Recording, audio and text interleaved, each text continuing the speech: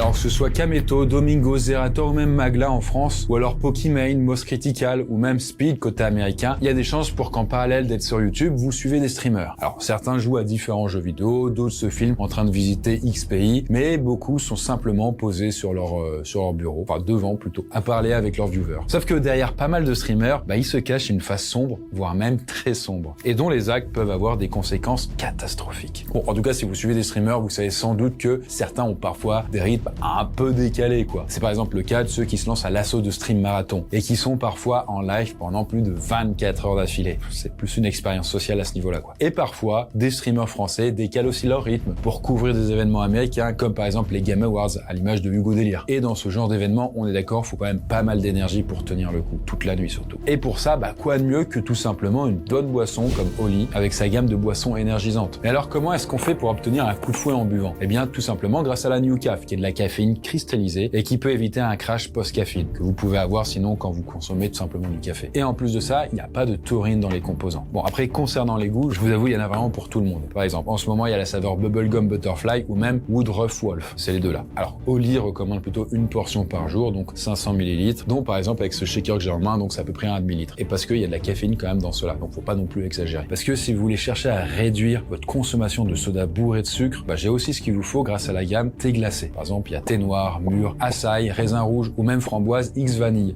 Voilà, c'est les noms. Bref, en tout cas, c'est toute une variété de saveurs fruitées pour éviter de consommer des boissons sucrées et où du coup là, comme c'est du vrai sucre, c'est quand même pas ouf pour la santé. D'ailleurs, vous verrez qu'un peu plus loin dans la vidéo, qu'un des streamers dont on va parler aurait franchement besoin d'un Oli. Mais encore en parallèle, et pour les sportifs, Oli a aussi une solution avec sa gamme hydratation. Là, il y a d'autres parfums comme par exemple orange, ananas, poire ou même noix de coco. Alors ananas, c'est mon préféré à titre perso et en tout cas cette gamme vous donne accès à énormément de goûts fruités pour faire là le plein d'électrolytes et de minéraux. Donc, par exemple, si vous faites du sport en complément de ça, ça peut être une bonne idée. Alors ça n'empêche pas bien entendu de boire de l'eau, on est d'accord. Après, peut-être que vous pensez qu'il y a trop de choix et vous savez pas par où commencer. Et bien là, Oli propose aussi des packs découvertes avec plusieurs échantillons pour trouver votre bonheur. Et après, il y en a que vous allez kiffer et d'autres moins et donc vous pourrez acheter directement cela. Et d'ailleurs, ils ont même une gamme milkshake comme avec la saveur fraise. Et bien entendu, j'ai un code promo pour vous et c'est le code Poisson Fécond qui vous donne 10% de réduction sur toutes vos commandes. Bref, maintenant qu'on a notre shaker Oli énergie qui est prêt, on est équipé pour parler de tous les streamers, surtout les plus problématiques et sans perdre d'aplomb. Et en tout cas, pour parler de tous les streamers, on va se servir du principe de l'iceberg. Vous connaissez, on commence par des gars un peu gênants et au fur et à mesure, on va plonger sous la surface, dans les profondeurs et finalement tout au fond, dans les ténèbres. Et où on verra des créateurs de contenu vraiment plus que dérangeants, malsains, ou même carrément dangereux. Alors, je précise qu'il va manquer quand même pas mal de noms auxquels vous pensez, mais que pour diverses raisons, surtout légales et juridiques, ne seront pas mentionnés. Donc ne m'en voulez pas. Je les ai pas oubliés, c'est juste que pour certains, ils sont en pleine actu et pour l'instant, on peut pas vraiment en parler, ce serait maladroit, bref, voilà. En tout cas, bienvenue dans l'iceberg des streamers les plus dérangeants. Et on attaque avec la surface.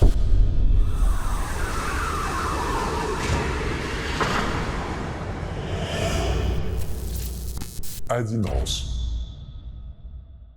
Alors comment commencer cet iceberg sans parler d'un des streamers les plus controversés, Adin Ross? Alors lui, il a commencé comme beaucoup sur Twitch, mais il va être banni de la plateforme en 2023. Vraiment, du coup, il allait trop loin. Il va alors migrer sur Kick et devenir alors l'un des premiers énormes streamers là-bas. Alors, si vous avez jamais entendu parler de Kick, c'est globalement Twitch avec une politique un peu plus light au niveau des discours haineux, mais aussi ils sont plus light quand il y a des jeux d'argent, du harcèlement ou même des trucs sexuels.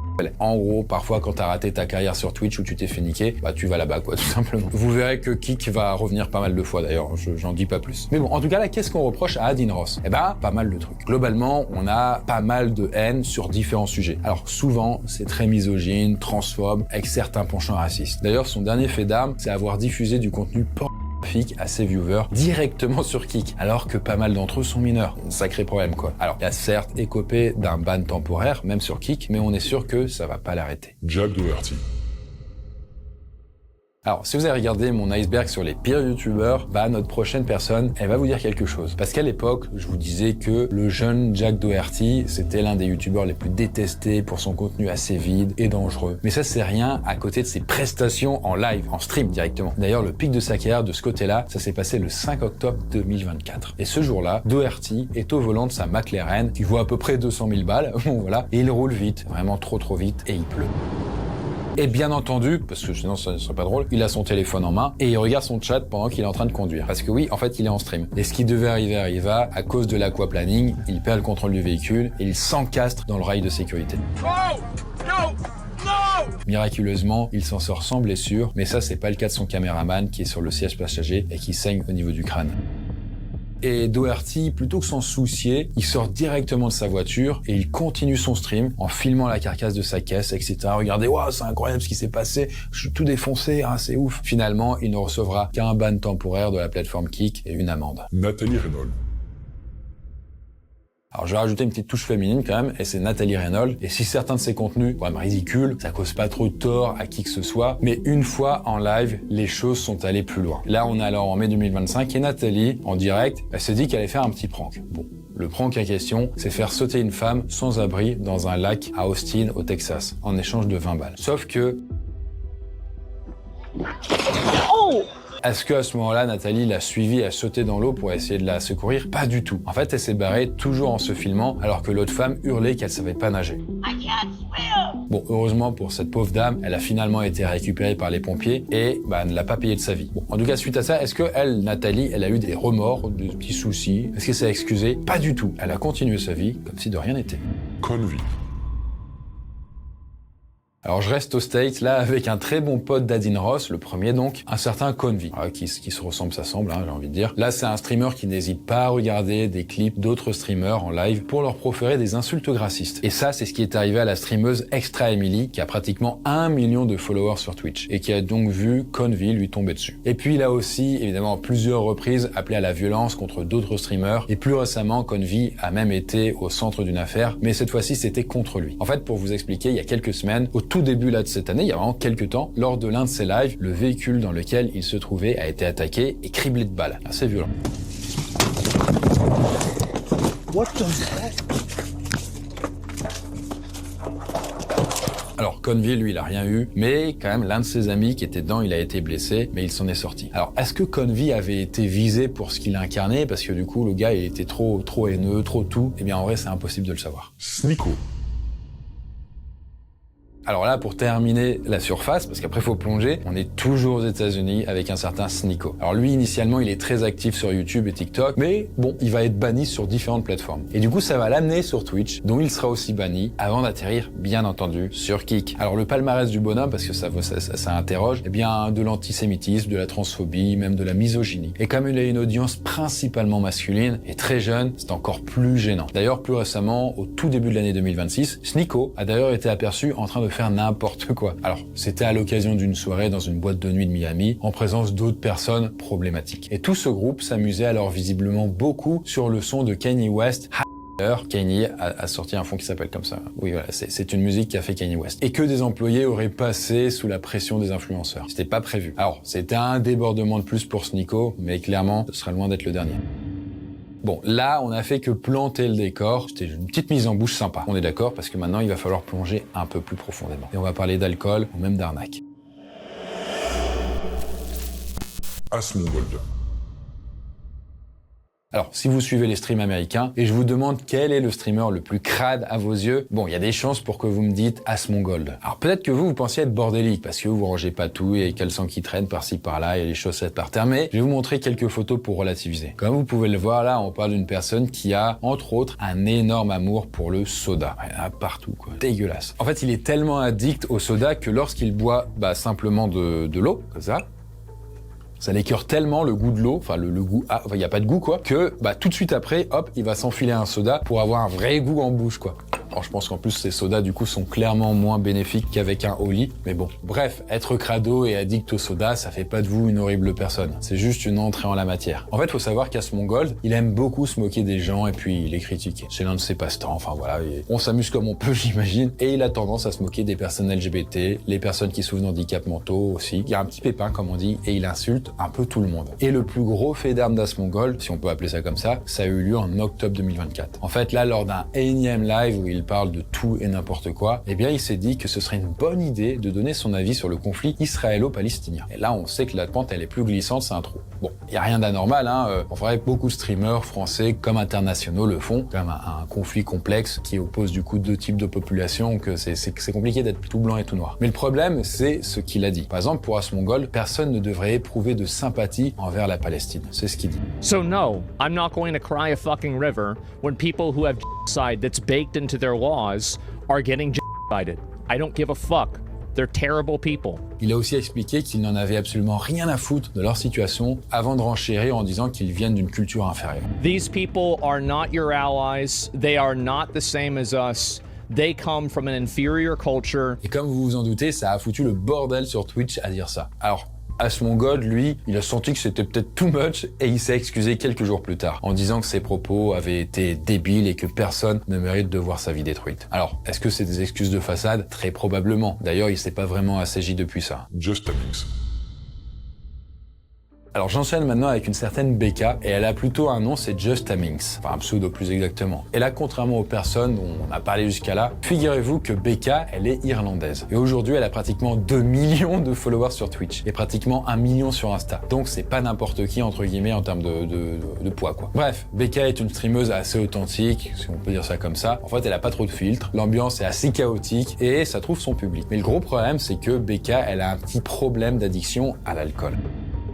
Bon, au début, elle mettait ça sur le coup du roleplay irlandais, en accentuant volontairement les clichés, à picoler des bières et compagnie. Mais plus le temps passe, plus les gens remarquent que, quand même, le jeu de rôle, il est long, quoi. C'est quand même hyper réaliste, quoi. Un peu gênant. Et du coup, elle finit par être ban de Twitch, plateforme sur laquelle, vous avez pas le droit d'être en état d'ébriété. Et du coup, en parallèle, Becca admet aussi mélanger les médocs avec l'alcool. Ce qui inquiète, bien entendu, tout le monde. Surtout ses followers. D'ailleurs, l'un des épisodes qui a fait le plus parler, c'est à l'occasion des Stream Awards 2023. Et cette cérémonie, en fait, elle est organisée par une certaine QT Cinderella et elle récompense les créateurs dans plusieurs catégories. Sauf que le souci, c'est que lors de l'after party, donc après l'event, Becca, qui est sous l'emprise de l'alcool, elle a foutu la merde. Sur place, Minx était complètement bourrée. Consciente du problème d'alcoolisme de Minx et après avoir tenté en vain de l'aider, Cutie Cinderella lui avait fait promettre de ne pas boire pendant la fête. Mais le problème, c'est qu'elle était arrivée en état d'ébriété. Cutie a affirmé que Minx avait tenté de jeter les participants dans la piscine. Lorsque les agents de sécurité sont arrivés, elle s'est affaissée pour rendre son évacuation plus difficile.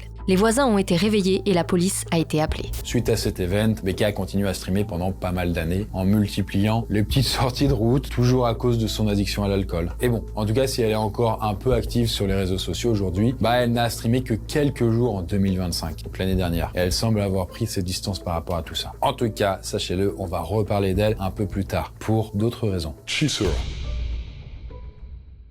Juste avant dans la vidéo, vous savez, je vous ai parlé d'une certaine chanson de Kanye West à propos d'un petit moustachu. Eh bien, déjà danser et s'ambiancer, on va dire, sur le son, c'est déjà assez con, même dans un cadre privé. Sauf que figurez-vous qu'on a trouvé encore plus con. En fait, là, faut que je vous parle et que je vous présente un certain Cheeser. C'est un streamer américain, again, et comme beaucoup, il a débuté sur Twitch. Bon, je vous fais la musique, il a un peu déconné, il s'est fait jarter de Twitch, et du coup, il est allé sur Kick. D'ailleurs, c'est assez marrant parce que Kick, c'est un peu un coup de pied au cul, donc finalement, c'est une belle métaphore de ce que les gens vivent avant d'atterrir dessus. Mais revenons à ce qui nous intéresse le plus, et c'est un énième débordement chez lui. Et du coup, qu'est-ce qui pourrait être pire que simplement danser sur une musique? Bien, peut-être, je sais pas, s'habiller comme un officier allemand durant la Seconde Guerre mondiale, et aller jusqu'à carrément mimer des signaux nazis, tout simplement. Et le tout en mimant avec ses lèvres la musique, peut-être. Eh bien, c'est exactement ce qu'il a fait. Et du coup, Cheeser a ouvert l'un de ses lives il y a seulement quelques mois sur ça. Alors, je vous mets le clip, mais c'est un peu flou. On a retiré les trucs en gênant parce que sinon, on se fait niquer aussi. On n'a pas envie de perdre la chaîne, quoi. C'est trop chaud. Alors, est-ce que ça a donné lieu à une amende, une remontrance ou un ban définitif de Kick? Pas du tout. Je vous ai dit, ils sont un peu laxistes quand même. Alors ça, je vous dis, c'est un nouvel événement, mais qui est loin d'être isolé. Et en tout cas, quand on est dans la peau de ces streamers, généralement, on va se dire que c'est la liberté d'expression, on a le droit de s'exprimer. Ce qui est vrai, mais à partir de où elle s'arrête et que ça gêne les gens, là est le débat. Zilianopé. Alors pour terminer ce niveau, on va parler d'un certain Zilianopé. Et du coup, il y a un truc dont j'ai pas trop parlé jusque-là, ce sont les arnaques. Alors je vous en garde un gros morceau d'ailleurs pour la suite de l'iceberg, mais là on va commencer de manière un peu plus soft avec Zilianopé. D'ailleurs, info importante, mais lui, c'est une personne handicapée qui est en fauteuil roulant. Alors c'est clairement visible, il en parle même souvent en stream, il plaisante même sur le sujet, il est à l'aise. C'est pas gênant. Sauf que le problème, c'est que un jour, en plein milieu d'une diffusion, Zilianopé se lève. Du coup, sans surprise, cette scène complètement imprévue qu'il avait oubliée, elle a vite été clippée par énormément de viewers. Elle a été diffusée partout. Alors, sentiment global, on peut imaginer, c'est la trahison. Et donc oui, vous avez bien compris, Zylian OP mentait depuis toujours, depuis le début, sur le fait qu'il était handicapé. Tout ça pour s'attirer la sympathie et peut-être des viewers bonus. Alors Twitch, de son côté, a réagi rapidement. Zylian OP a vu sa chaîne fermer et son contrat de partenariat résilié pour fraude. En guise de compensation, nous allons rembourser ceux qui sont abonnés à sa chaîne Twitch. Nous ne tolérons aucunement ce type de comportement, et le comportement dont il a fait preuve dans cette situation est vraiment répréhensible. Ces actions sont une véritable gifle pour les membres de la communauté Twitch qui souffrent de handicap réel, dont beaucoup ont contribué à diffuser un message d'inclusion et de positivité, non seulement au sein de la communauté Twitch, mais aussi dans le monde du jeu vidéo en général. Alors suite à des enquêtes de plusieurs sites comme Diablo.net, il est dit que Zylian OP a escroqué des milliers de dollars à des personnes au cours des 2 dernières années. Et parfois il demandait même de l'argent pour couvrir les dépenses liées à son fauteuil roulant. C'était osé, quoi. Bon, en tout cas, suite à cette affaire, je vous le dis, Zylian OP a totalement disparu de la surface de la Terre. Ou en tout cas des internets. Bien, en tout cas, si vous pensiez que jusqu'à maintenant, c'était plutôt salé, eh bien, vous allez voir qu'on peut aller vers du piment beaucoup plus fort, avec les profondeurs. On va parler d'un quarantenaire dangereux qui a un comportement pas approprié, ou même d'un certain type de violence qui semble normal chez plusieurs streamers. Dims. Alors pour commencer là nos profondeurs, on retourne sur Twitch, et pas Kick là cette fois-ci. Et on va aborder un certain Dims, qui est un streamer World of Warcraft. Alors là, à la base, il n'y a pas grand-chose à dire sur lui, c'est un gars, voilà, il fait ses trucs. Mais il y a une chose dont on n'a pas encore parlé dans cet iceberg, et qui peut peut-être vous venir en tête, c'est la violence sur les animaux. En fait, quand on pense à un streamer problématique, c'est souvent du scam, racisme, misogynie, voilà, grooming, tout ce qu'on voit, tout ce qu'on veut, mais on oublie nos amis les bêtes. Et du coup, c'est ainsi que, à la fin de l'année dernière, 2025 donc, alors qu'il est en live, Dims décide tout simplement de brutaliser son chien. À part sa chaise de bureau qui cache parfois la scène, en fait, on voit qu'il s'énerve énormément sur la pauvre bête. Il le traîne au sol, il le jette assez violemment sur le balcon. Et là, bien évidemment, le chat, il comprend qu'il y a un truc qui merde, et la chaîne est signalée dans la foulée. Et la sanction, alors pour lui, ce sera un seul et unique jour de bannissement. Voilà, pas plus. Ce qui est assez étonnant sur Twitch quand même d'ailleurs, mais manifestement, ils sont un peu plus laxistes quand c'est les animaux. Bon, en tout cas, Dims a un jour de bannissement, ça le saoule, et du coup, il va migrer sur Kick pour pouvoir continuer de streamer ce jour-là tranquillement. Après, suite à ça, lui, il s'est expliqué sur cette affaire. On peut dire ça comme ça. En fait, on a un screen d'une discussion sur Discord où il montre et il dit que sa chaîne va bien avec des photos. En fait, il disait à ce moment-là que son chien, il avait mangé la télécommande et que lui, il s'était énervé, il voulait pas qu'il soit malade, donc il a un peu surréagi, en gros. Mais bon, au vu des images, c'est pas exactement ce qu'on est censé comprendre. Bon, en tout cas, rapidement, on a voulu que la garde du chien lui soit retirée, mais a priori, c'est pas le cas aux dernières nouvelles. Sam Pepper. Alors là, je vais m'attaquer à un vieux de la vieille. En fait, lui, il s'appelle Samuel Nicholas Pepper et il se fait surnommer plutôt Sam Pepper. Aujourd'hui, il a 36 ans et il est là depuis un bail. En fait, il est présent sur les réseaux depuis 2010 où il avait commencé avec YouTube. Et Sam Pepper, il s'est tristement rendu célèbre avec une vidéo prank où il tue son meilleur ami. Alors c'est quand même un peu un concentré de débilité qui va un peu trop loin quand même et ça avait débouché sur un shitstorm national en Angleterre donc et même à l'international suite à ça. Bref, le prank qui est pas drôle, qui va trop loin, qui est trop quoi. Bon, suite à Sam Pepper, qui était un peu parti en roue libre, il a multiplié les scandales, comme avec une affaire de crypto-monnaie. Et à un moment, il s'est dit que ce serait pas mal de se mettre au streaming, quoi. Et à ce moment-là, son premier fait d'armes, on va dire, ça remonte à septembre 2023, alors qu'il est en Australie avec un pote. Pepper décide de live stream sur donc Kick, un moment passé avec une escort girl. Vous savez, une femme qui se fait payer pour ses services, quoi. Alors, est-ce qu'il va se faire bannir de la plateforme? Pas du tout. Et d'ailleurs, même Ed Craven, donc le fondateur de Kick, va s'ambiancer dans le chat. Bon, heureusement, Sam Pepper et puis son pote finiront par se faire cueillir par les flics et se feront mettre en garde à vue, même s'il n'y aura pas de suite. En tout cas, récemment, en 2025, là, Sam Pepper a encore fait parler de lui du côté de l'Inde cette fois. Parce que sur place, il s'amuse avec des feux d'artifice, sauf qu'ils sont lancés en direction de plusieurs personnes. Et le tout en gueulant des trucs comme headshot alors qu'il touche quelqu'un. Il s'était cru un peu trop sur Call of Duty, quoi. Et bien sûr, ça dégénère et il y a une petite fille qui est grièvement blessée. Bien évidemment, ça a pris de l'ampleur sur les réseaux sociaux. Énormément d'utilisateurs ont exprimé leur indignation face aux actions de Sam Pepper, qualifiant son comportement d'immature et d'irresponsable, surtout pour quelqu'un proche de la quarantaine. Certains ont dit qu'il semblait avoir reçu un coup sur la tête quand il était gosse pour être aussi bête. D'autres ont appuyé sur le fait que la justification « mais c'est qu'une blague les gars » avait vraiment ses limites. Beaucoup se sont demandé pourquoi il n'avait pas été arrêté, en disant qu'une brève suspension de la plateforme n'était pas suffisante et qu'il devrait être interdit à vie de toutes les plateformes de streaming. Alors sans trop me mouiller, je pourrais quand même vous dire que Sam Pepper, je pense pas qu'il est à son dernier drama. Et ce serait pas déconnant qu'il refasse parler de lui dans le futur. La Carré. Alors pour continuer toujours sur les profondeurs, là on reste sur Twitch et je vais vous parler d'un certain Lakari qui stream sur League of Legends ou alors sur Starcraft ou même sur des jeux de gacha quoi. Et du coup là-dessus il a déjà claqué plusieurs dizaines ou même centaines de milliers de dollars. Là-dessus rien de dérangeant, hein. Voilà, il fait ce qu'il veut de sa thune. Mais là c'est vraiment très récemment, il y a même pas quelques mois que les choses vont un peu changer. Il fait un Alt Tab, ce qui va ouvrir son bloc-notes qui va alors s'afficher à l'écran. Et là ce qu'on peut alors voir sur le bloc-notes, ce sont des trucs pas très jolis. Alors déjà il y a la mention folder couple teen, donc teen c'est pour les gens très jeunes, un truc un peu alors là-dessus il y a rien d'illégal, hein, ça fait partie des catégories qui sont possibles quand vous allez sur des sites pour adultes, mais en tout cas les gens qui cherchent ça, même si c'est pas sûr, on peut aussi penser qu'ils cherchent des gens qui sont quand même vraiment jeunes, donc moins de 18 ans. Bref, pour Lakari, le terme peut laisser le bénéfice du doute, mais toujours sur ce bloc-notes, si on regarde à un autre endroit, on tombe sur quelque chose d'encore plus inquiétant, parce que là en effet on peut remarquer un onglet où il y a marqué exclamation 500 JBT vidéo. Alors comme ça peut-être ça vous dit rien, on comprend pas trop, sauf que l'abréviation de JBT, ça veut dire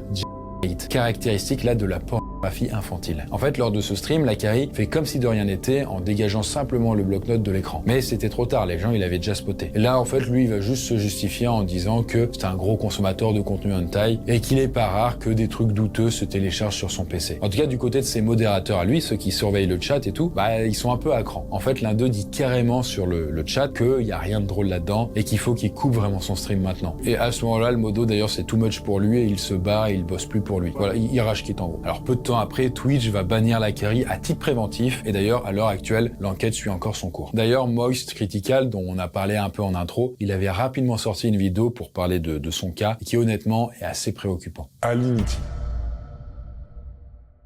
Alors je termine là ce niveau comme on a commencé avec de la violence animale. Et là, faut que je vous parle de Natalia Mogolon, qui est une streameuse d'origine colombienne, plus connue sous le nom d'Alinity. Et en fait, cette streameuse, elle s'est surtout illustrée à deux moments et à chaque fois en rapport avec ses chats. En fait, dans la première vidéo, Alinity, elle boit de la vodka directement à la bouteille. Parce que là, c'est pas grave, hein, c'est pas interdit, même si c'est quand même pas hyper élégant. Sauf que, dans la foulée, elle ne trouve rien de plus malin que de tendre sa bouche vers son chat pour qu'il lui lèche les lèvres pleines de vodka. Alors, au cas où, je précise d'ailleurs, mais les chats peuvent littéralement mourir à cause de l'alcool, même si là, dans le cas présent, évidemment, ce sont des mini-doses. Mais c'est quand même une idée con. C'est un petit peu comme lui tendre un carré de chocolat. La substance dans le chocolat, c'est mortel pour les animaux, les chiens, les chats. Et enfin, dans un autre clip, alors qu'Alinity est en train de jouer à Apex Legends, elle est visiblement énervée par son chat qui semble passer au mauvais endroit sur son bureau. Et résultat, elle le catapulte comme si de rien n'était. Suite aux incidents récents concernant Alinity, nous avons envoyé des lettres demandant à Facebook, Instagram, Twitter, YouTube, Twitch et TikTok d'exclure de façon immédiate et permanente tout utilisateur qui publie des photos ou des vidéos de lui-même en train de maltraiter des animaux. Dans ces lettres, nous soulignons que de telles vidéos banalisent la maltraitance animale, en particulier auprès des jeunes spectateurs plus influençables. Et nous soulignons aussi que cela augmente le risque de comportements mimétiques chez les personnes en quête d'attention, même négative. Alors après, est-ce que ça a tué sa carrière ? Pas du tout. Alors certes, il y a quand même eu un bon shitstorm à l'époque, mais avec le temps, ça s'est globalement tassé. Elle a quand même perdu pas mal de followers sur le moment, mais quand même une grande partie de sa communauté semble ne pas trop lui en tenir rigueur. Et en tout cas, les nouveaux followers qui sont arrivés après ça, ils semblaient pas être au courant de ces faits-là. Et en tout cas, Alinity, pour info, elle vient de fêter ses 38 ans, et elle a toujours plus de 1,5 million de followers sur Twitch, sachant qu'elle stream toujours devant plusieurs milliers de personnes. Et d'ailleurs, en parallèle, elle a lancé un petit compte OnlyFans, tout mignon, je sais pas du coup, mais il y a un compte OnlyFans qui se balade. Bref, en tout cas pour nous, il est à présent temps de plonger dans les grandes profondeurs et là de vous parler de l'un des plus gros streamers de l'histoire de Twitch, qui a gravement merdé, mais aussi du mascu le plus connu du monde. Dr Disrespect. Alors là, on commence notre grande profondeur avec le streamer le plus connu de cet iceberg, peut-être. C'est Herschelbeam, 4e du nom, plus connu sous le nom de Dr Disrespect. Alors là, je parle quand même d'une des plus grandes stars du Battle Royale, qui a d'ailleurs streamé sur Apex Legends, mais aussi PUBG. Et il est passé de quelques milliers de viewers à plusieurs dizaines de milliers. Mais c'est en février 2018 que Dr Disrespect va tout péter. En fait, après quelques semaines de pause, son live de retour atteint pratiquement les 400 000 viewers simultanés. C'est gigantesque. Et dites-vous, en fait, à cette époque-là, il n'y avait pas le Covid qui était encore là, donc c'était pas aussi mainstream, c'était pas aussi connu qu'aujourd'hui. Donc c'est quand même gigantesque. En tout cas, tout est au beau fixe, il est adulé par des millions de personnes, il est au top de sa carrière et en mars 2020, c'est la consécration, car il signe un juteux contrat de plusieurs années avec Twitch. Sauf que quelques mois plus tard, en juin, tout s'arrête d'un coup. Là, à ce moment-là, on comprend qu'il est banni Twitch, mais sans connaître la raison. Très étrange. En fait, quelque chose d'important a l'air de se jouer, mais en coulisses. Sauf qu'il n'y a pas d'infos dans l'immédiat. Et du coup, après des enquêtes très sérieuses de la presse, qu'on recueillit des témoignages d'employés Twitch, le verdict tombe. En fait, Dr Disrespect a envoyé des messages explicite à une mineure via le système de DM sur Twitch. Et là, Twitch, ils ont vu, c'était assez évident. Et son ban est directement lié à ça. Alors là, logiquement, c'est le downfall immédiat et là, tout le monde tombe de très haut. Et après alors un long moment d'absence, Dr Disrespect a fait son retour sur YouTube pour streamer là-bas. Et il a également pris la parole sur le sujet. Y a-t-il eu des messages privés sur Twitch avec une mineure en 2017 ? La réponse est oui. Y avait-il des intentions réelles derrière ces messages ? La réponse est non. Il s'agissait de conversations informelles et mutuelles qui parfois penchaient un peu trop vers l'inapproprié, mais rien de plus. Rien d'illégal ne s'est produit, aucune photo n'a été partagée, aucun crime n'a été commis. Je n'ai même jamais rencontré cette personne. J'ai fait l'objet d'un long arbitrage concernant un litige civil avec Twitch et cette affaire a été résolue par un accord à l'amiable. Mais en tout cas, pour en revenir à sa carrière actuelle, il stream toujours énormément sur YouTube. D'ailleurs, il a toujours des milliers de viewers, voire même des dizaines de milliers. Et d'ailleurs, ses vidéos font toujours des centaines de milliers de vues. Du haut de ses quand même 4,4 millions d'abonnés. Là, sur YouTube, je précise. D'ailleurs, assez récemment, il a été au cœur d'une nouvelle polémique, mais moins grave, on peut dire, où il prétendait avoir été invité à un événement officiel pour la sortie du jeu Highguard. Mais c'est une chose qui a été démentie par les principaux concernés. Et alors là, Internet s'est demandé pourquoi Dr Disrespect jouait avec ce genre de mensonges. Andrew Tate. Alors là, je vais parler d'une personne également qui est très connue, qui est d'ailleurs devenue streamer sur le tard, et c'est Andrew Tate. Alors si vous êtes sur Internet, je pense que vous avez au moins tous entendu parler de lui. Au moins 2 noms. Et généralement, c'est pas toujours pour des bonnes raisons. Le gars, il a quand même un bon palmarès. J'explique quand même au cas où. Bon. Déjà, Andrew Tate, c'est en premier lieu quelqu'un qui prône une masculinité assez toxique, quand même très très affirmée, et un contenu qui est ouvertement misogyne. Vraiment, les hommes sont supérieurs aux femmes, il faut qu'ils le prouvent à tous les aspects de leur vie, nanana, donc c'est quand même compliqué, quoi. Alors pour expliquer un peu plus, pour lui, en fait, les femmes appartiennent aux hommes. Si elles se font violer, globalement, c'est leur faute. Et la violence des hommes faite aux femmes peut être justifiable. Et ça, parmi tant d'autres choses qui sont pas non plus souvent très, très étayées, quoi. Bref, en tout cas, c'est un sacré programme qui, rapidement, lui a valu d'être banni de plusieurs réseaux comme Twitter, TikTok ou Instagram. Trop chiant, quoi. Le gars, il fait pas de bonne pub, quoi. Et là, bien évidemment, il s'est pas arrêté là car il a renchéri en faisant l'apologie de la domination masculine. Et en disant que les hommes devraient avoir le contrôle sur leurs femmes. Alors, c'est pas la peine de vous préciser qu'il a attaqué la communauté LGBT à de nombreuses reprises et en plus saupoudrer tout ça avec de la vente de formations un peu shady qui vont mêler de la crypto et de la masculinité et vous avez une machine faite pour endoctriner, pas mal de jeunes adolescents masculins un peu perdus et qui cherchent un modèle mais pas forcément le bon. Et bien entendu, tout ça c'est pas tout parce que à la fin de l'année 2022, Andrew Tate est arrêté en Roumanie avec son frère Tristan. Et là, en fait, c'est parce que ils font l'objet d'une enquête pour traite d'êtres humains, mais aussi pour viol et mise en place d'un groupe criminel visant à exploiter sexuellement des femmes via du contenu porno. En tout cas, lui, il est raccord. Quand il dit un truc, il le fait aussi, j'ai envie de dire, donc il est niqué sur toute la ligne, quoi. Alors Andrew Tate va alors passer plusieurs mois en détention provisoire avant d'être finalement assigné à résidence du côté de Bucarest. En tout cas, à l'heure actuelle, les procédures pénales sont toujours en cours et d'ailleurs au début de l'année dernière, le tribunal a remplacé son assignation à domicile par un régime de contrôle judiciaire. En gros, pour dire autrement, il peut circuler plus facilement dans le pays tant qu'il respecte certaines conditions. Pointage régulier, interdiction de contacter certaines personnes, interdiction de quitter le pays. Mais ce sont des conditions qui vont par la suite être encore assouplies et Tate sera alors autorisé à quitter la Roumanie pour par exemple aller ensuite aux États-Unis ou à Dubaï, même s'il restera quand même officiellement sous le coup des différentes accusations. Johnny Somali. Alors là, notre prochain streamer, il a démarré sa carrière assez récemment, au début de l'année 2023. Et dans un premier temps sur Twitch, avant d'aller sur Kick, parce que vous connaissez la musique... Bref, faut que je vous parle quand même de Johnny Somali. Donc peut-être vous avez déjà vu des extraits de live, que ce soit sur Insta ou même TikTok. Parce que lui, son fond de commerce, c'est visiter pas mal de pays et faire des lives IRL là-bas. Que ce soit au Japon, en Corée du Sud, en Indonésie ou même en Thaïlande. Alors bien évidemment, là, on parle pas d'une personne qui a fait des petits tours en ville, dans le calme. C'est plutôt un casse-burn qui globalement emmerde tout le monde.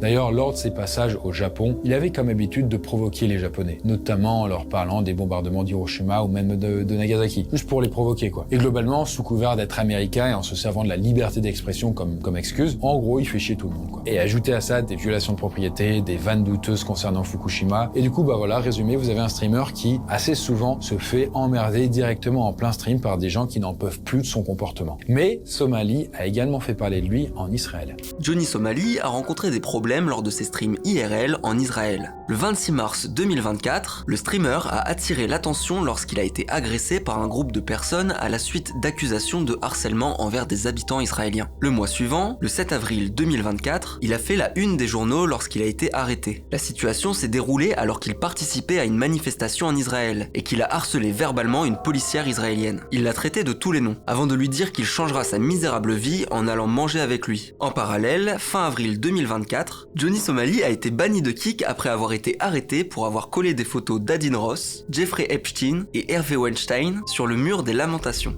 Mais c'est vraiment en Corée du Sud, en fin d'année 2024, qu'il va passer un cap supplémentaire. Et là, bon, je vais pas vous lister tous les faits d'armes, mais voici une petite sélection. En fait, dans les transports en commun sud-coréens, il a diffusé, à l'aide de son téléphone, des discours de Kim Jong-un et de la musique nord-coréenne à fond. Et il a également dansé de façon obscène sur une statue très importante en Corée, qui est de base quand même un mémorial consacré aux esclaves sud-coréenne des soldats japonais pendant la Seconde Guerre mondiale. Voilà, ça donne un peu la teneur. Et ajouter à ça des comportements déplacés dans des restaurants ou encore des propos sexistes. Et vous obtenez alors un ras-le-bol des autorités du pays qu'on finit par lui mettre la main dessus et l'ont foutu en tôle, avec interdiction de quitter le territoire. En tout cas, Somali fait face alors à 8 chefs d'accusation, dont trouble à l'ordre public et production de deepfake. Et en tout cas, s'il a d'abord nié toute obstruction, il a ensuite plaidé coupable pour 4 chefs d'accusation. Comme vous pouvez voir d'ailleurs avec ce tweet. Donc voilà, c'est plutôt bien gâté. D'ailleurs, aux dernières nouvelles, Johnny Somali est toujours en tôle dans l'attente des prochains procès. Bien, quant à nous, on plonge à présent dans les abysses où là, les conneries des streamers les ont menés directement en tôle. Vitaly Zdorowetsky. Alors là, on commence notre niveau avec un certain spécimen. En fait, il faut que je vous parle de Vitaly Zdorowetsky. Bon, je vais l'appeler Vitaly, pour la suite, ce sera quand même plus simple. Et lui, c'est un mec spécialisé là dans d'énormes pranks et puis des gros happenings. Alors, de base, vous l'avez compris un peu avec le nom, Vitaly, il est russe et il est parti aux États-Unis avec sa mère en 2006 alors qu'il avait 14 ans. Et quelques années plus tard, en 2011, il publie sa première vidéo YouTube. Et aujourd'hui, il a plus de 10 millions d'abonnés, même s'il n'est plus actif. Et comme je vous le disais, Vitaly, il aime les happenings un peu en live, quoi. Et du coup, c'est ainsi qu'en 2014, en plein milieu de la finale de la Coupe du Monde de football, qui oppose donc l'Allemagne et l'Argentine, il débarque sur la pelouse. Alors quand même, je vous précise, c'est quand même l'événement sportif le plus suivi au monde. Il y a à peu près plus d'1 milliard de spectateurs qui ont regardé au moins 1 minute de ce match. Et 2 ans plus tard, en 2016, là il remet le couvert, mais à l'occasion des finales de la NBA.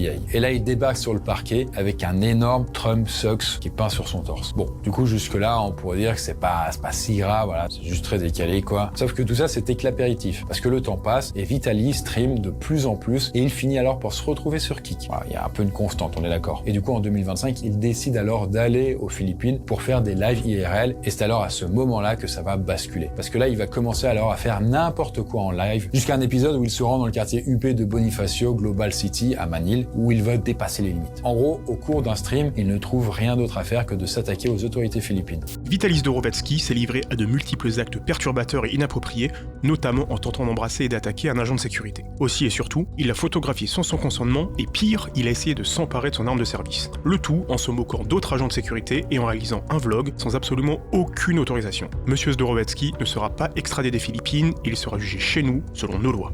Alors, je précise, mais aux Philippines, ce genre de troubles à l'ordre public, c'est très pris au sérieux. Là, on n'est pas sur un pays européen, ni même aux États-Unis, et vu tout ce qui lui est reproché, Vitaly peut être vraiment là, à ce moment-là, condamné jusqu'à 24 ans de prison. Mais bon, au final, sa condamnation va se compter en mois et pas en années. C'est-à-dire qu'en fait, il a passé quand même 9 mois derrière les barreaux. D'abord, c'était dans une prison, puis dans un centre de rétention immigrationnelle. Bon, en tout cas, aujourd'hui, Vitaly, il est blacklisté du pays, et aux dernières nouvelles, il a d'ailleurs été renvoyé en Russie à mi-janvier 2026. Lilgara. Et on enchaîne maintenant avec un certain Timothy Brook, qui est plus connu sous le pseudo de Lilgara. En fait, Lilgara, c'est pas spécialement un gros streamer. En fait, il a quelques centaines de viewers au max, Sauf que l'un de ses streams va lui donner pas mal de buzz. Parce qu'en effet, lors de l'un de ses lives, on est en 2024, et là, il découvre en temps réel que sa petite amie de l'époque le trompe.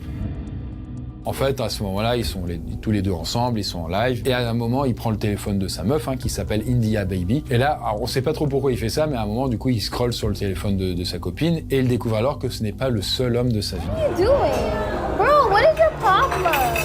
Et alors là, le moment où il a alors clippé des dizaines ou des centaines de fois, ça fait même le tour des réseaux et Lil Gara attire alors la sympathie de milliers de gens. D'ailleurs, même des gros streamers vont faire leur petite réaction suite à ça. Et bon, jusque-là, c'est quand même triste pour lui d'apprendre ça, mais du coup, il n'y a rien à signaler. Sauf que moi, si je vous en parle, c'est que Lil Gara va pas très bien réagir à ça. C'est un euphémisme. En fait, si on se base sur les dires de sa copine, eh bien, Lil Gara lui vole son sac à main à plus de 3000 $ pour le balancer dans un lac. Et elle va alors appeler les flics pour signaler ça. Sauf que cet acte, ce ne sera que le début de l'enfer pour la jeune femme. Après, on sait pas trop à quoi ressemblait leur relation dans les semaines et les mois suivants. On sait à peu près qu'ils sont restés ensemble, mais il y a peut-être un point de non-retour qui a été franchi. En tout cas, le 28 mai 2025, Lil Gara est en effet arrêté par les autorités de Miami pour 3 chefs d'accusation criminels, et pas des moindres. Bon, déjà, il y a eu un enlèvement avec une arme ou une arme à feu, c'est l'un ou l'autre, avec violence domestique, et tout ça passible d'une peine d'emprisonnement à perpétuité. Mais on ajoute aussi cambriolage avec voie de fait et coups et blessures, et enfin on saupoudre avec port d'armes dissimulées, qui peut aussi coûter plusieurs années de tôle. Et du coup, selon plusieurs sources, l'arrestation a eu lieu à la suite d'un incident présumé de violence domestique impliquant India Bibi, donc sa copine. Et à ce moment-là, c'était sans doute son ex. Et d'ailleurs, son ex, à ce moment-là, elle va montrer aux gens de quoi il est accusé. Voici la fameuse story. Et du coup, dans ce contenu-là, elle précise qu'elle a vécu une expérience plus que traumatisante qui a quand même failli lui coûter la vie. En tout cas, à l'heure actuelle, Lil Gara est toujours détenu et il est en attente de la suite d'un procès, mais sans jugement final connu à ce stade. Slicker. Et quant à nous, on termine nos abysses avec un très gros morceau là. En fait, je vais vous parler d'Abraham Mohamed, qui est plus connu sous le nom de Slicker. Et lui, c'est un streamer anglais, il commence à diffuser ses parties de jeux vidéo, vers 2016-2017. Et au programme, il y a du Counter-Strike, Call of Duty, ou même League of Legends. Sachant que là, on parle quand même d'un tout petit streamer qui a moins de 100 viewers en moyenne. Mais en tout cas, après une pause d'1 an, il redouble d'efforts et il commence à cumuler des dizaines de milliers de followers avant de passer le cap des 100 000. Et du coup, c'est une belle remontada, quoi. Et d'ailleurs, il va se créer une grosse communauté. Bon, déjà, vous vous en souvenez tout à l'heure quand je vous avais parlé de Zillian OP qui avait arnaqué les gens en se faisant passer pour quelqu'un en fauteuil roulant alors que le gars il marche. Et bien là, accrochez-vous parce que c'est d'un autre niveau. Parce que déjà, même si Slicker il a pas mal de viewers et donc pas mal d'abonnés, il a quand même des petits problèmes d'argent. Ce qui est assez étonnant parce que quand t'as 100 000 viewers, déjà t'es vraiment plein d'osas quoi. Mais beaucoup. A priori, il est censé en vivre quand même pas mal. Mais en tout cas, rapidement, un pattern se met en place. Il va demander à des connaissances, parfois même à des viewers ou des petits streamers s'ils peuvent lui dépanner de la thune. D'ailleurs, la méthode est souvent la même. Il envoie des screens de son compte en banque dans le négatif en disant qu'il faut absolument de la thune. Et parfois, la version, elle change un peu. Il dit que son compte PayPal, il a été banni et qu'il lui faut de la thune en urgence pour régler des factures. Mais on a aussi le droit à des vidéos facecam de lui où il joue sur la pitié, où il dit qu'il se sent honteux de demander et qu'il a vraiment besoin de cet argent. Et d'ailleurs, sur les screens que vous voyez là, par exemple, à l'instant, il est question de petites sommes, à toute proportion gardée quand même. Voilà, c'est quelques centaines de dollars ou d'euros. Sauf que comme je vous le disais plus tôt, il commençait à se faire une petite place dans la sphère du stream et certains gros streamers commencent aussi à le dépanner. Ils veulent être sympas et tout quoi. Et c'est par exemple le cas d'un certain Trendvrex, qui est un streamer à plus de 2,2 millions de followers sur Twitch et qui va lui prêter 100 000 $. C'est plus que quelques centaines d'euros là. En tout cas, Slicker, de son côté, il demande de plus en plus d'argent à des collègues streamers qui sont plus ou moins établis. Et Minx, dont on a déjà parlé tout à l'heure, vous savez, du coup, la fille qui picolait au coulo, elle lui a également prêté de l'argent. Mais c'était aussi le cas d'une autre streameuse qui s'appelle Lupelli, qui, elle, se bat contre un cancer. Bon, voilà, il a demandé de l'argent à beaucoup de gens. Slicker m'a demandé beaucoup d'argent. Plusieurs fois, jusqu'à 10 000 $ par exemple. Et même à quelques jours de ma transplantation. Puis en plein milieu de ma chimio, il m'a appelé pour me dire qu'il allait se faire agresser. Il me disait qu'il devait de l'argent à des gars, qu'ils étaient en train de l'attendre, et que s'il ne les payait pas, il allait se faire briser les jambes. Je me suis dit que je devais absolument l'aider. Je pensais pas me faire arnaquer par mon pote. Encore moins alors que j'étais en plein traitement. Je pensais qu'il traversait une période difficile. Comme moi, mais pour des raisons différentes, et je devais l'aider. Il m'a promis de me rembourser, mais il ne l'a jamais fait. Parce que en vrai, le problème, c'est que Slicker, il a jamais remboursé personne. Et du coup, on estime qu'il a emprunté entre 300 000 et 350 000 $ à des dizaines de personnes. C'est beaucoup, quoi. Et là, on se dit, mais pourquoi il fait ça, quoi? Eh bien, tout simplement parce que Slicker, il a une énorme addiction aux jeux d'argent et aux paris sportifs. Et à ce moment-là, il est tombé dans un engrenage sans fin. En fait, il devait parier pour rembourser ses dettes, mais quand il perdait, il avait besoin d'encore plus d'argent pour retenter, du coup, un all-in, retout mettre et tout reperdre encore et encore. Bon, au final, Slicker va participer à un stream avec d'énormes streamers américains, XQC, Hassan et Miskif, et eux, ils sont là juste pour lui faire avouer que du coup, il a pris beaucoup d'argent et il le rendra pas. Et en tout cas, au cours de ce stream, Slicker dit qu'il ne doit rembourser de l'argent qu'à 12 personnes. Mais en creusant, c'est un peu plus, c'est plutôt une cinquantaine. Et finalement, XQC et un autre streamer qui s'appelle Ludwig ont payé eux-mêmes de leur poche plus de 250 000 $ pour rembourser plus de 70 personnes que Slicker avait à peu près arnaqués, quoi. Je précise, du coup, ils ont remboursé eux-mêmes, donc ils ont payé, du coup, et ils avaient rien à voir avec l'histoire, juste, ils étaient sympas, quoi. Bon, en tout cas, suite à ça, Slicker va finir par se faire bannir de Twitch, et il va alors, évidemment, aller streamer sur Kick. Et au bout du compte, en tout cas, il a fini par accepter de se faire aider en se faisant mettre sous tutelle et en parlant de tout ça à sa famille. D'ailleurs, si le cas de Slicker vous intéresse, je peux vous conseiller la très bonne vidéo de Cléor qui traite du sujet en long, en large et en travers. Et à présent, il est temps pour nous d'aller dans la dernière partie, les ténèbres, où il va être question d'une thématique plus morbide. Mr. Deadmot. Alors là, je commence avec un jeu dont on n'a pas trop parlé jusqu'ici, c'est Fortnite. Et là, pour ce qui est de nos streamers, laissez-moi vous présenter un certain Luke Monday, qui est un Australien qui a la vingtaine et qui est plus connu sous le nom de Mr. Deadmot. D'ailleurs, Luke est ce qu'on peut appeler un petit streamer, avec quelques centaines à milliers de viewers. Donc pas grand-chose à signaler de son côté, et comme pour beaucoup d'autres streamers dont je vous ai parlé aujourd'hui, il y a un jour où tout va basculer. En fait, là, on est au mois de décembre 2018 et comme à son habitude, Luke stream du Fortnite. Et là, rapidement, on comprend quand même que la situation s'envenime avec sa petite copine. En fait, les deux, ils ont l'air de se gueuler dessus parce que Luke, il reste trop de temps sur le stream et alors que sa meuf, elle est en train de l'appeler parce que, elle veut qu'elle mange avec lui ou un truc du style. Bon, à un moment, sa copine, elle a un peu marre, elle décide de lui jeter un carton et ça fait complètement dégoupiller Luke qui sort alors du cadre de la caméra et qui, en gros, va lever la main sur sa compagne. Stop, please. I'll be out soon. Just stop. All I ask. Il faut aussi que je vous précise quelques autres choses sur la situation globale. Bon, déjà, il faut savoir que les deux, ils sont en couple et ils ont déjà 2 enfants. Il y en a un qui a 1 an et demi et un qui a 3 ans. Et ils sont présents sur les lieux. Et enfin, sa compagne est enceinte de leur 3e enfant. Elle est à peu près là à 4 mois de grossesse.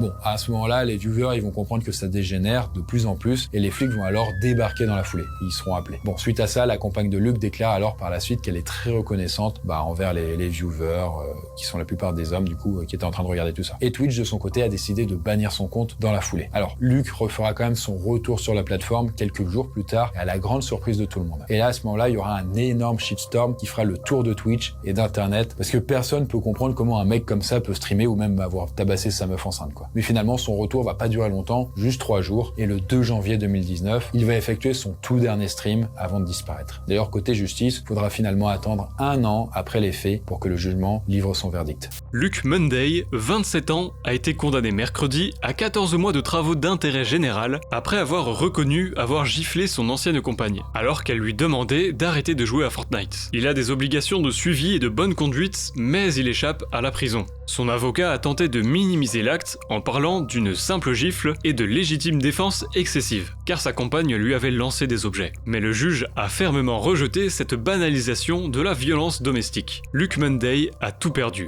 Son emploi d'ingénieur, sa réputation, et il fait face à un lynchage public massif qui l'a beaucoup affecté psychologiquement. Du coup, vous l'avez vu, c'est un verdict quand même assez clément quand on sait quand même que là, c'est de la violence domestique, notamment sur une femme enceinte. Stas Riflet. On continue dans nos ténèbres, avec là ce que l'humanité peut faire de moins sympa, on va dire. Bon, déjà, il faut que je vous présente Stanislas Reshetnikov, qui est un streamer russe, qui est également connu sous le nom de Stas Reflet. Et là, contrairement à pas mal de streamers dont j'ai déjà parlé, et qu'on vrillait d'un coup sur un acte isolé, c'est pas le cas de Stanislav. Alors, c'est une certaine affaire qui s'est déroulée sur Kick en France, et où la personne est morte en live, donc j'en ai entendu parler, on va pas en parler là. Bon, en tout cas, chez Stanislav, c'est le chaos et la violence qui règnent. En gros, son contenu, il consiste en des défis payés par les viewers. Ça implique de l'alcool, des violences verbales et physiques envers des personnes présentes à l'écran, notamment sa compagne Valentina. Et globalement, ces viewers payent pour voir des débordements constants sur son stream. Et malheureusement, il y a énormément d'exemples. En écumant son contenu, on trouve énormément de vidéos troublantes tirées des livestreams de Riflet qui montrent sa vie plus que bordélique. Les extraits révèlent un horrible schéma de violence, d'alcoolisme, de destruction et de chaos. Il y a souvent de la violence physique, dont la victime principale est Valentina, la petite amie du streamer.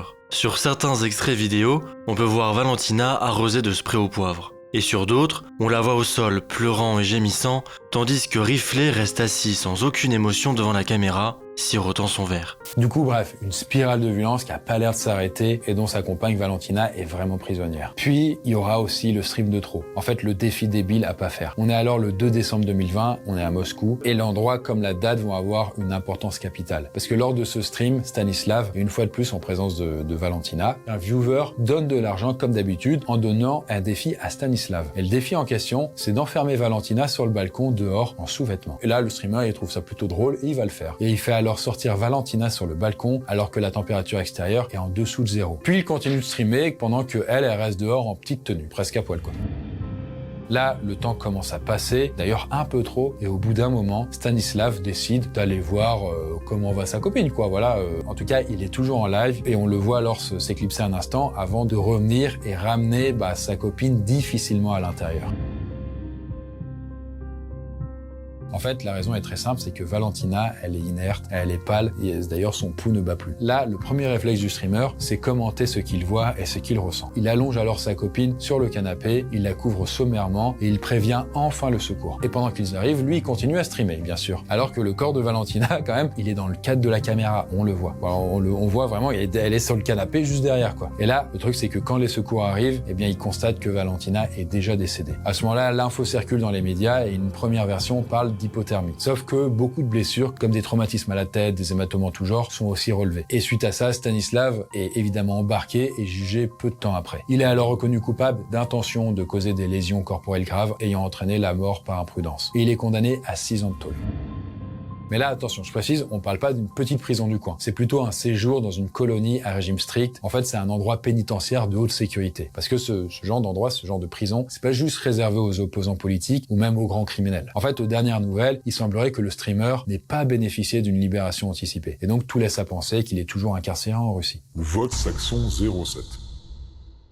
Peut-être que vous pensez que c'était impossible de faire pire que laisser mourir sa petite amie sur un balcon en plein hiver. Eh bien, non. Il y a mieux ou il y a pire, ça dépend comment on voit les trucs. Bon, en tout cas, pour terminer cet iceberg, je vais parler de Stephen McCullag, qui est connu sous le nom de Vote Saxon 07. En fait, Stephen, c'est un gars avec une chaîne YouTube d'environ 40 000 abonnés et qui stream assez souvent. Il a une petite communauté, il n'y a pas de quoi en vivre, mais voilà, ça lui permet de partager sa passion. Voilà, c'est un peu fourre-tout, il aime bien parler de Doctor Who, il stream du GTA et compagnie. Mais bon, on s'en fout, on va pas parler de ça, on va plutôt parler de ce qui s'est passé le 18 décembre 2022. Parce que ce soir-là, c'est la finale de la Coupe du Monde de football entre la France et l'Argentine. Mais à vrai dire, ça aussi, on s'en fout un peu. En fait, ce soir-là, c'est surtout streaming de Noël pour Stephen. Un peu en avance, d'ailleurs. Et il embarque alors pour une longue soirée de 6 heures sur GTA Vice City, quoi. Bon, en tout cas, pendant son live, pour coller au thème, il parle du fait que le taux de criminalité dans la vie réelle ne cesse d'augmenter et que c'est pour ça qu'il préfère s'en tenir aux jeux vidéo. Et d'ailleurs, en parlant de criminalité, sa vie s'apprête à basculer parce que pendant qu'il est en live, sa petite amie se fait tuer, mais ça, on ne le saura que plus tard. Et quand tout le monde l'apprend, tout le monde est sous le choc. Parce que là, je précise quand même, on est au fin fond de l'Irlande du Nord, et là où ils habitent, ça arrive pas souvent. Et d'ailleurs, au moment des faits, Stephen, qui fait partie des suspects au début, il est rapidement innocenté. Vu que, évidemment, il était en live à ce moment-là. Sauf que si je vous parle de lui ici, c'est qu'il y a une raison. Parce que quand je vous disais ce qui pouvait être pire que de laisser sa copine mourir sur un balcon, eh bien, vous l'avez peut-être capté, en fait, Stephen a tout simplement enregistré un faux live de 6 heures qu'il a décidé de diffuser pour faire croire qu'il était vraiment en direct ce soir-là. D'ailleurs, soir en question où il a décidé d'ôter la vie à sa petite copine qui est enceinte. Et du coup, au fur et à mesure que le temps passe, les enquêteurs ont des soupçons car beaucoup de choses ne collent pas. En fait, l'enquête qui se base sur des preuves issues de caméras de vidéosurveillance et des témoignages de personnes qui l'ont croisé conclut que c'est bel et bien Stephen qui a tué Nathalie. Le tribunal a appris que M. McCullag, qui possède une chaîne YouTube, avait diffusé un live le soir du meurtre avec des images semblant le montrer en train de jouer au jeu vidéo Grand Theft Auto pendant 6 heures. Un enquêteur chevronné a déclaré au tribunal qu'un examen approfondi des appareils de M. McCullag par des experts en cybercriminalité avait révélé que les images avaient été préenregistrées et diffusées comme s'il s'agissait d'un direct. L'inspecteur Neil McGuinness, de son côté, a noté que, dans la vidéo, l'accusé dit au spectateur qu'il ne peut pas interagir avec eux en direct en raison de problèmes techniques. Ah oui, parce qu'il y a eu quand même ce petit détail qui avait joué au départ et qui avait pas l'air important sur l'instant. Parce que quand même, en prenant son fameux live de 6 heures, Stephen avait bien précisé d'entrée que ce soir-là, il pouvait pas discuter avec le chat parce qu'il y a des problèmes techniques. Ah, tu m'étonnes. Well, because this streaming software is kind of up the left, It means I can't check the live chat. Alors au début, il avait pensé à tout. Et en vrai, on avait atteint des sommets en termes de préméditation. Après, suite à ça, en tout cas, à ce qu'il y a eu prison à perpétuité et compagnie, eh bien, l'affaire est toujours en cours. Et en tout cas, pour vous la faire courte, ça traîne en longueur pour plusieurs raisons, dont des grèves d'avocats du côté du Royaume-Uni. D'ailleurs, en détention préventive, Stephen s'est bien évidemment vu refuser sa demande de liberté sous caution en septembre 2024. D'ailleurs, à l'heure où je tourne la vidéo, les dernières nouvelles datent du 28 janvier 2026 et le procès est censé avoir lieu en février.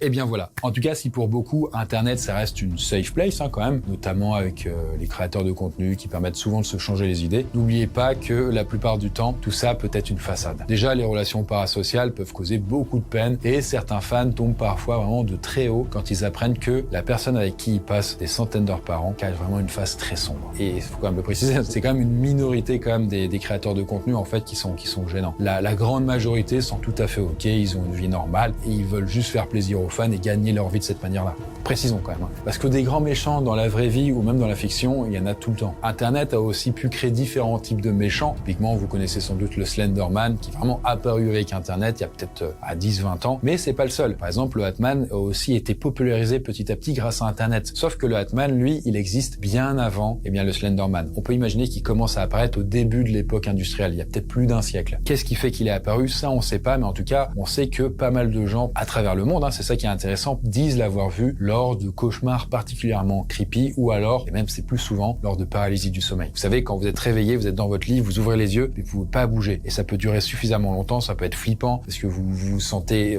anxieux, stressé, vous sentez un poids sur vous. Vous pouvez même voir des choses qui apparaissent dans la chambre, et parfois, on peut voir cette entité qu'on appelle le Hatman. Mais le Hatman, ce qui est intéressant, c'est qu'on peut également le retrouver du coup dans Noisely, donc dans le premier tome de la saga que j'ai écrit, qui se base sur les rêves, et où du coup, il y a pas mal de ponts qui sont faits entre la fiction, les mondes un peu inventés, et en même temps la réalité. Que ce soit le Hatman, qui est là un peu notre antagoniste dans cette histoire, mais également d'autres trucs, comme par exemple les rêves lucides, les cauchemars dans lesquels on est coincé, les chronosonges, c'est-à-dire des rêves qui durent extrêmement longtemps. Bref, pas mal de thématiques qui sont abordées et qui permettent d'être emportés, de rêver encore plus. En tout cas, il sort le 25 février. En attendant, si ça vous intéresse, vous pouvez aussi vous abonner à ma chaîne qui s'appelle Noisely. C'est une autre chaîne du coup YouTube qui est basée sur les rêves, le sommeil et les cauchemars, où on apprend plein de choses hyper intéressantes également. Bref, si ça vous intéresse, vous pourrez aller regarder ça. Et d'ici là, nous, on se dit à bientôt. Faites de beaux rêves.